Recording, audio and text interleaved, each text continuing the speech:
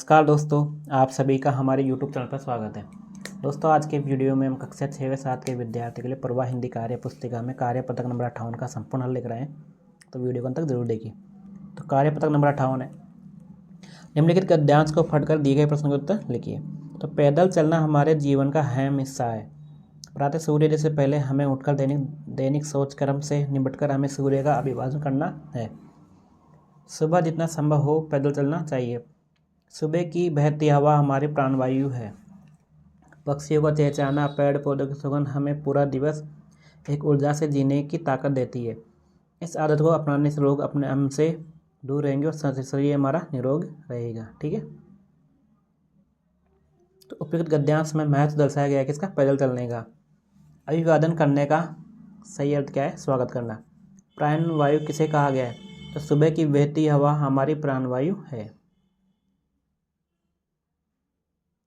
सुबह सुबह ऐसी कौन सी स्थितियाँ हैं जो हमें ऊर्जा से भर देती है? सुबह की प्राणवायु, पक्षियों का चहचहाना, पेड़ पौधों की सुगंध हमें ऊर्जा से भर देती है।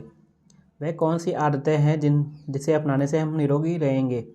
तो पैदल चलना, योग, व्यायाम करना, इससे हम निरोगी रहेंगे। सुबह पैदल चलने से के क्या क्या फ़ायदे हैं लिखिए। तो शरीर स्वस्थ रहता है। सुबह पैदल चलने से लोग हमेशा दूर रहेंगे। हमारा शरीर निरोग रहेगा। शरीर में ताजगी व ऊर्जा का संसार होगा। ठीक है।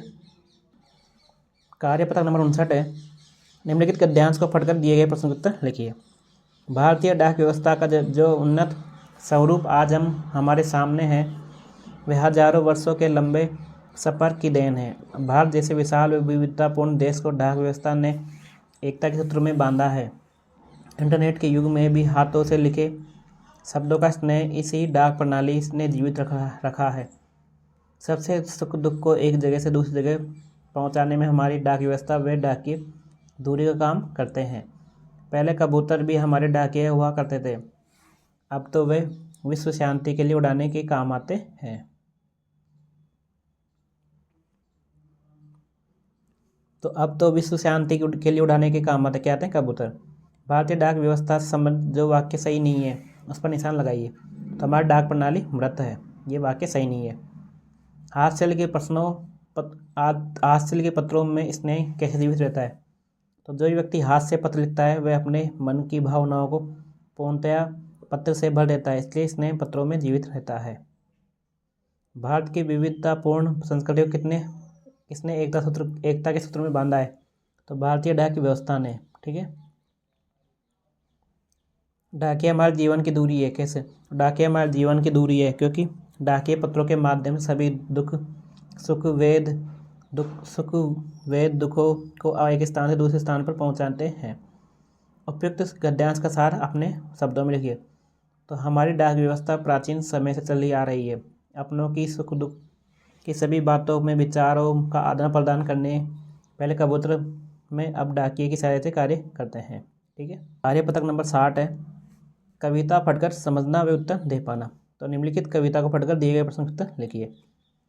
युग युग से हम रहे उपासक, गैती और खुदाली के हल्की नोक लिए लिखते हैं हम गीत यहाँ खुशहाली के। दर्शन होते इंद्रधनुष के यहाँ संध्या की लाली के, हल्की नोक लिए लिखते हम गीत यहाँ खुशहाली के। कोयल मोर पपीहे गाते श्याम घटा दहराती है, मधुर स्वरों में कोकिल कंठी बहुत भव्य गीत सुनाती है। ठीक है। तो युग युग से हम किसके उपासक रहे हैं? गैती और कुदाली के। वर्षा ऋतु में आकाश में किसके दर्शन होते हैं? इंद्रधनुष के। वर्षा के मौसम में गीत कौन गाता है? कोयल। हल्की नोक से किसके गीत लिखते हैं? कुशाली के गीत लिखते हैं।